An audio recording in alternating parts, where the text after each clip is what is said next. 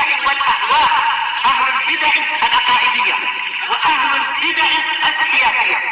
نقول بيننا وبينكم السلف، بيننا وبينكم الكتب، كان فيقول البدع بيننا وبينكم. Bismillahirrahmanirrahim. Qala al-Imam an-Nawawi rahimahullahu taala. Baik, ini kita sudah masuk bab kedua dari Kitabul Adab. Kalau urut-urutannya berarti ini bab yang ke-85. Babu hifdzis sir, yaitu menjaga rahasia. Menjaga rahasia. Qala Allah Ta'ala berfirman, wa aufu bil ahdi innal ahda kana mas'ula.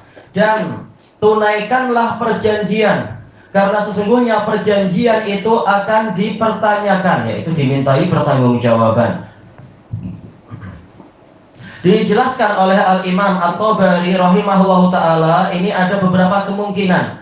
Kemungkinan pertama adalah perjanjian kita dengan Allah, perjanjian di alam ruh, bahwasanya kita akan menjadikan Allah sebagai Rabb kita. Konsekuensi Allah sebagai Rabb, sebagai yang mencipta, yang memelihara, berarti memang hanya Dia yang disembah. Berarti konsekuensinya seluruh perintah dan larangan itu ditunaikan. Yang wajib ya wajib, yang mustahab ya mustahab, yang haram ya haram, yang makruh ya makruh. Tapi intinya kita melaksanakan apa yang disyariatkan. Ini bagian dari penunaian perjanjian dengan Allah. Baik. Kemudian yang kedua yaitu perjanjian yang terkait dengan negeri-negeri kufar, yaitu apa? Perjanjian damai, gencatan senjata atau apa saja itu istilah-istilahnya. Maka dilarang kita untuk menyelisihi apa yang sudah disepakati. Bahkan apa? Dilarang untuk mendekat kepada perkara-perkara yang akan menimbulkan persangkaan buruk terhadap Islam. Baik. Sebagaimana dulu di masa pemerintahan Harun ar-Rasyid, yang memang ahli sunnah dan ahli tauhid, juga ahli jihad itu. Kalau nggak salah Anda baca sudah lama itu di Harun ar-Rasyid.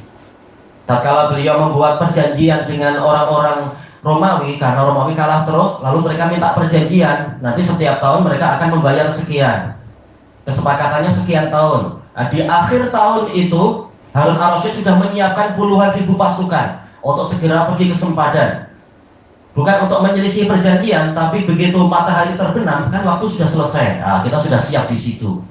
Maka para ulama mengatakan, wahai Amirul Mukminin, jangan Anda lakukan itu. Walaupun zahirnya Anda tidak melanggar perjanjian, tetapi ini akan membuat buruk nama Islam. Mereka akan menyangka sebelum perjanjian selesai kita memang sudah siap-siap untuk menyerang. Nah, ini kita akan dituduh berkhianat dan sebagainya. Maka Harun ar-Rasyid pun menarik kembali pasukan. Nggak apa, kita jujur saja. Nah, setelah sehari kemudian selesai perjanjian, baru pasukan dikirim lagi, bukan sudah siap di sempadan. Tapi Islam memang jujur dan betul-betul menjaga kehormatan. Walaupun nanti kalau situasinya memang sudah perang, ya memang perang itu khada'ah, yaitu boleh tipu daya. Tapi jangan sejak di masa masa perdamaian kita sudah merancang untuk menyerang. Jelas ini seakan-akan kita memang sudah berniat untuk menyelisihi perjanjian. Nah, yang biasa menyelisih perjanjian memang orang kafir. Dalam situasi damai pun mereka selalu merancang untuk berkhianat pada kaum muslimin dan sebagainya. Nah, kita dilarang mengikuti jalan mereka. Dan masuk di dalam bab ini kata Imam At-Tabari juga perjanjian-perjanjian yang kalian buat di dalam seluruh transaksi perniagaan atau kesepakatan ini dan itu semuanya masuk dalam wa aufu bil ahd, dan tunaikanlah perjanjian. Kemudian innal ahda kana mas'ula. Nah, setelah ada perintah kemudian ada inna, menunjukkan inilah alasannya kenapa menunaikan perjanjian, karena perjanjian itu akan dipertanyakan, akan ada pertanggungjawaban. Maka hendaknya kalian takut untuk menyelisihi perjanjian tadi itu. Intinya berarti apa? Intinya adalah mafhum mukhalafah, yaitu jangan kalian menyelisihi perjanjian, kata Imam Ibnu Jarir At-Tabari. Walaupun lafaz ayatnya ini perintah, tapi di dalamnya mengandungi makna berkebalikan, yaitu jangan kalian menyelisihi perjanjian. Juga dijelaskan oleh Imam Al-Baghawi rahimahullahu ta'ala, menukilkan dari sejumlah salaf bahwasanya masuk di dalam perjanjian ini adalah melaksanakan seluruh syariat, karena memang kita sudah berjanji pada Allah, kita sudah mengatakan asyhadu alla ilaha illallah. Berarti apa? Ya kita jalankan syariat-syariat itu. Karena menyembah Allah berarti melaksanakan perintah dan menjauhi larangan. Dan ini juga dinukilkan oleh Al-Qurtubi bahwasanya menunaikan perjanjian diantaranya adalah perjanjian dengan Allah untuk menjalankan syariat. Kemudian juga yang berikutnya perjanjian dengan sesama manusia, kita penuhi hak mereka sebagaimana mereka juga kita ingin mereka memenuhi hak kita. Berarti di dalam ayat ini ada larangan untuk melakukan yang sebaliknya, itu ghadr dan khianah. Ghadr yaitu penipuan, khianat makruf, dipercaya malah justru melakukan yang berkebalikan dengan itu. Innal ahda kana mas'ula. Nah, sekarang ada dua penafsiran di sini. Sebenarnya yang ditanyai itu perjanjiannya atau orangnya? Jelas dohirnya orangnya ya, kita yang akan ditanya tentang perjanjian-perjanjian yang telah kita perbuat. Karena yang ditanya orangnya, falanas alan alladzina ursila ilaihim walanas alan al mursalin.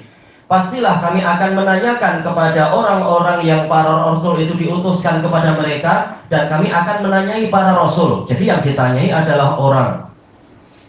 Berarti ini lafaz ini ada yang tersembunyi, jar majrur tersembunyi. Innal ahda kana mas'ulan anhu, akan dipertanyakan. Berarti yang ditanya siapa? Maf'ul bihnya, naibul fa'ilnya mas'ulan. Naibul fa'ilnya siapa? Kita, pelaksananya. Kita ditanya tentang perjanjian itu. Kata Al-Qurtubi, ada makna kedua dari sebagian ulama, yaitu betul-betul dohir hadis, dohir ayatnya tak ada anhu, yaitu tak ada lafaz anhu kana mas'ulan anhu. Yang ditanyai siapa? Perjanjian. Gimana perjanjian itu ditanya? Ini kata beliau mimba bitabkhid, yaitu untuk menyindir dan menghardik orang yang menyelisihi perjanjian tadi. Sebagaimana firman Allah Ta'ala dalam ayat yang lain, wa idzal mau'udatu su'ilat bi ayyi dzambin qutilat. Apabila anak perempuan yang ditanam hidup-hidup itu ditanya, dengan dosa apa dia itu dibunuh? Jelas yang seharusnya ditanya siapa? Pelakunya lah. Anak ini untuk apa ditanya pula? Dia tak salah. Tapi dia ditanya untuk menghardik orang yang di sampingnya yang telah berbuat jinayah pada dia. Nah, demikian pula ini ayat Al-Isra ini. Perjanjian ditanya tujuannya adalah untuk mempermalukan di hadapan umat semuanya di padang mahsyar itu, mempermalukan pelakunya.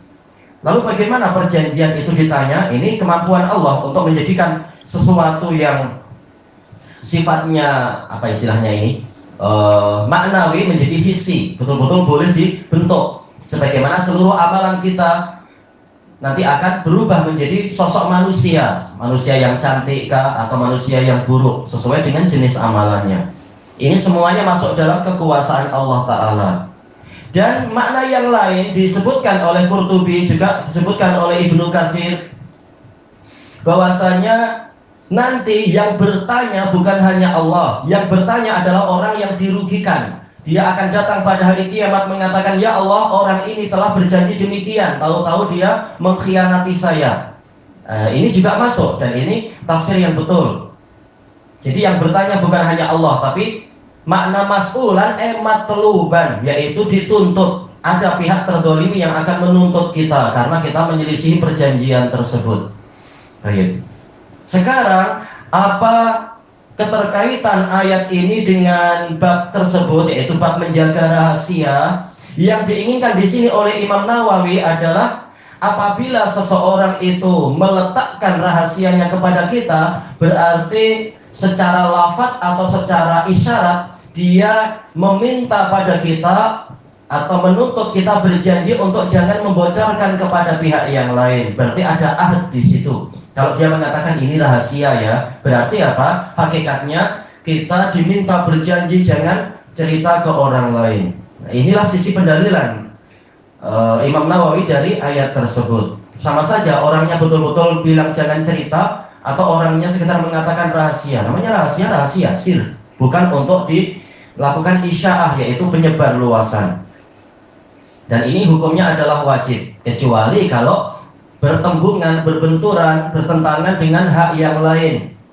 Yaitu apa? Mungkin ada pencuri mengatakan, ini rahasia, saya sudah korupsi banyak tuh, saya sudah dapat duit banyak, rahasia ya. Nah, itu tak boleh, karena boleh jadi ini akan merugikan negara atau merugikan tetangga atau siapa. Kita wajib melaporkan kepada pihak yang akan mencegah kemungkaran orang tersebut atau mengembalikan hak yang dizalimi orang tersebut. Tapi hukum asal rahasia ya sesuai namanya, yaitu rahasia.